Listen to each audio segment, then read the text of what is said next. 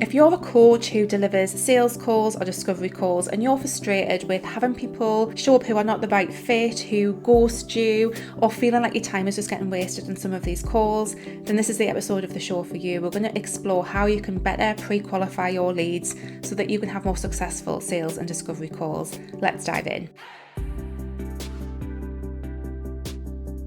Hi there, welcome to the Wholehearted Business Show. I'm Laura. I help health and life coaches get more clients, grow their businesses, and live the best lives while they do it. And today on the show, we're talking all about how do we pre-qualify our leads, the people that come through in our business, to have better results when it comes to delivering our sales calls or our discovery calls.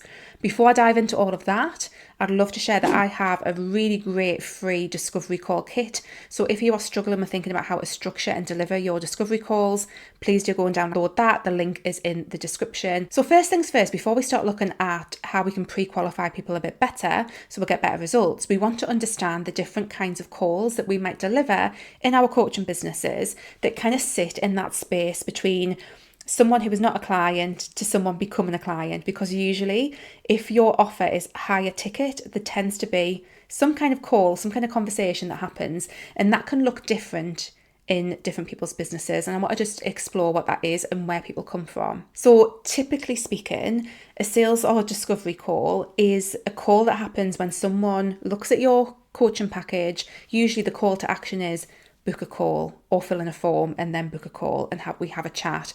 And that sales call is really often where people who are already quite keen on working with you just get to ask their questions. You kind of get to engage with them, help them understand how the package can help them, and then hopefully they become a client.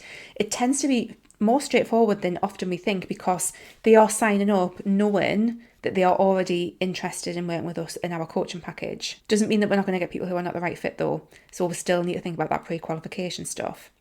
The next thing that we can also offer is a value added call. Now, I mentioned this a few episodes ago in the Wholehearted Business Show. I talked a bit about how we can offer what I call value added calls, which is basically a free call where we give someone some value up front, we help them with something, and then at the end of the call, we sell and we talk a bit about how we can work with them and help them further. And they can work really, really well for people who perhaps have not got to the point where they're actually really considering coaching in a very serious way.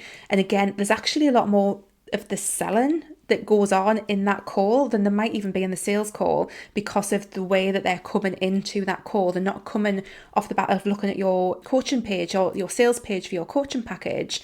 They're coming from a completely different place. So often there's a bit more selling involved in that process than there is in an actual sales call.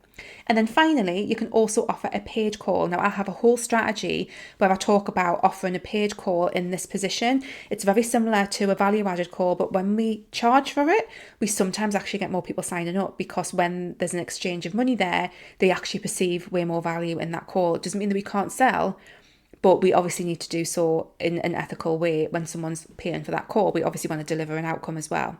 So those are three key different ways that you can offer a call that will bridge that space between someone who is either keen to work with you or someone who you know is someone that you can support and help through your coaching package. Again, we're going to talk a bit about how we can be really clear on that and actually bridge that gap between them becoming a client and doing that sales process. So those are those three calls. And I think when you understand what those are and how they may look and who's coming into them, it helps you get your head around some of the things I'm going to talk about in terms of how we can help pre-qualify those leads better so that you get better results. So the first thing that we're going to do when it comes to looking at how we can better pre-qualify those leads is we're going to review our ideal client or our right fit client, however it is that you want to identify with that. So whoever it is that you feel are the best people that you want to work with, reviewing who those people are. Once you've done that, because often if you are getting a lot of people signing up for sales calls but they're not actually converting, you've either got potentially a problem with your process and how you're delivering the sales call, which is, relevant. And again, we do cover a little bit of that in that free discovery call kit. So do go and check that out. But also, if you're not attracting the right fit people into that process, then you're not going to get very many people converting. So when you actually look at okay, so what is the difference? What is it about these people that is making them not a right fit or not actually convert? And asking yourself, is there something that I need to tweak around my messaging? If you're running ads, do you need to tweak the audience that you're showing your ads to attract a different kind of person? What is going on there so that you can attract the right people into that process in the first place. Because if your messaging is not pulling in the right people, then you're not going to ultimately get a good result from your actual sales calls or your discovery calls. So it can be really, really helpful just to review that and make sure, like, is what I'm saying on my website, is what I'm saying in my marketing making sense and actually, attracting the right person. The second thing that you can do is you can have your prices on your website. This is like a really simple, straightforward thing. And ultimately, there are pros and cons to having your prices on your website. And what some people find is that when they don't have the prices on the website, they will have more people book calls, but ultimately those calls will be less successful because people will often get to the point where they hear the price and it won't be the right fit for them. What is often the flip side of that is that you do get the opportunity, if you are good at sales, to actually sell that to people and sell, the people who maybe wouldn't have signed up for a sales call based on the price are now in that conversation, and you get the opportunity to help them see the value in your coaching package. But by having your price on your website, you're very, very clear, you're very transparent about how much it is to invest in working with you. And therefore, when people do sign up for a sales call, they're way more likely to be willing to invest at that level because they've seen the price. They know what they're getting themselves in for. So that's a really quick and easy way. If you're finding that you're getting a lot of people signing up for sales calls where the price is a serious barrier to that, just having your price on there and being really transparent. Yes, the number of calls that you might have booked will go down, but ultimately, hopefully, you will get more people say yes at the end. It's also worth adding that actually it's not necessarily the case that you will have less people sign up for sales calls, less people sign up for discovery calls. It's that whole thing. Sometimes when people don't see the price there, like I always remember reading magazines in the 90s and it used to have, with the Chanel handbag, it used to say price on request, and you used to always think, my God, that's going to be extortionate. And I think for a lot of people, when they don't see the price, they sometimes assume that it's way more than it actually is.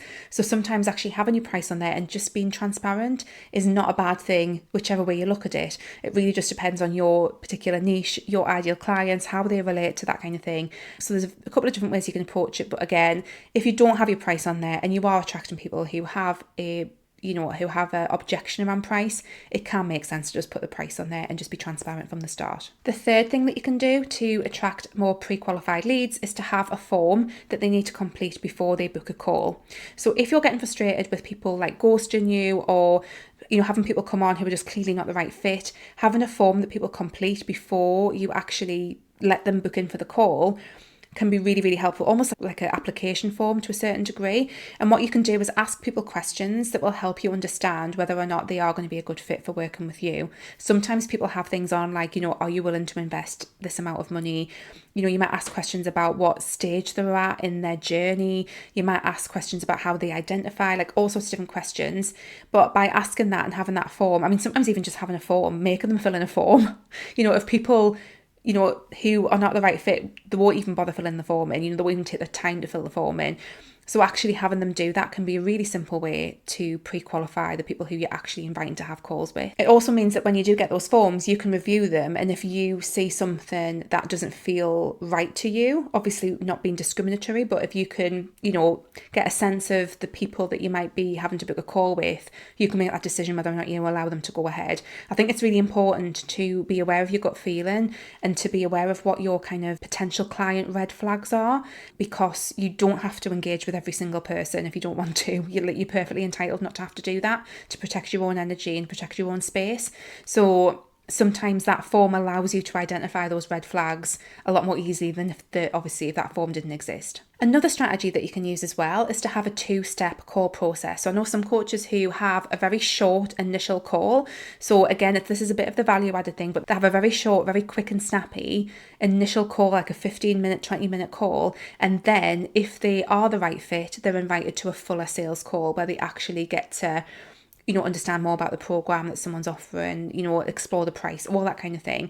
And again, for certain niches, that can work quite well. So again, what you're doing is you're getting the volume of people up front, but you're not having to invest too much time in actually having calls with a lot of people that are too long.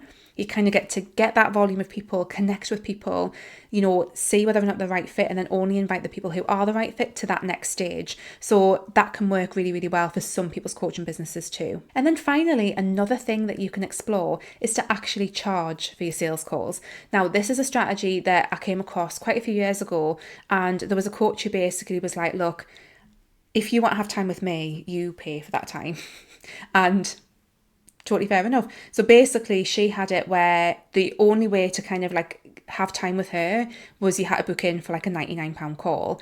And if you decide to go on and work with her, that cost was taken off the cost of your program. But ultimately, to sit down and have that time, she charged for it. She gave value in return. It wasn't like, you weren't paying to be sold to. She was going to give you value in that. But ultimately, there was no kind of free calls. And I think where that can be quite interesting is ultimately you are only going to attract people who are serious about investing in themselves if you have this strategy. Like, they will have to be pretty serious. If they're going to drop some money on a call, yes, there's going to be some value that they're going to get from that, which I think is really important. But they're also willing to invest it upfront at that stage. Now, where that might not work for people is if there hasn't been enough sufficient trust or sufficient authority built up previously through your marketing and nurturing systems. But if you are really good at doing that, then this can actually work quite well because, again, you're not having to give your time away in a way that doesn't feel good for you. And you're having that, even if it's a nominal amount, that you're going to have some of that time and energy compensated. It also actually allows you the time and space to just give value. And sometimes the best sales approach is actually to help people and give value and serve people.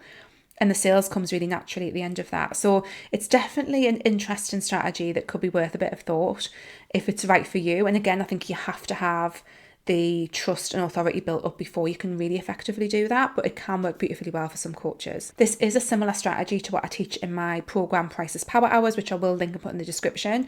And again, that kind of system works slightly differently, but it works really, really well because you are attracting people who first of all are prepared to pay for something, but also you're able to give them really, really amazing value and something really help them. And that's the best primer that you can do for inviting someone to invest even more with you in a fuller coaching package. There we have it, a few tips for pre-qualifying your leads when it comes to delivering sales or discovery calls. It is really about just being really clear on who your best fit people are, being really clear about what that process looks like, having some guardrails just to protect your time. And this is especially important if you are someone who is not necessarily working like full time in your coaching business, because you don't have the time to waste on like giving loads and loads and loads of free calls and actually not having people convert. So I think part of it is also actually looking at what are you doing in those calls and actually like, do you feel confident? Are you confidently selling your package? Are you really confident in the results that you get for people? Because that's part of this equation too. But ultimately, you want to be attracting the right people into those conversations from the start. And hopefully some of these tips will help you with that if that's something that you've been struggling with. As always, guys, I really, really hope that this has been helpful. Please let me know if it's been useful. Leave me a comment if you're watching on YouTube. Pop me a DM on Instagram. I'm at wholeheartedlylaura. And yes, I will be back next week with another episode full of tips, useful things for all the health and life coaches out there. Have a great week. Catch you soon. Bye.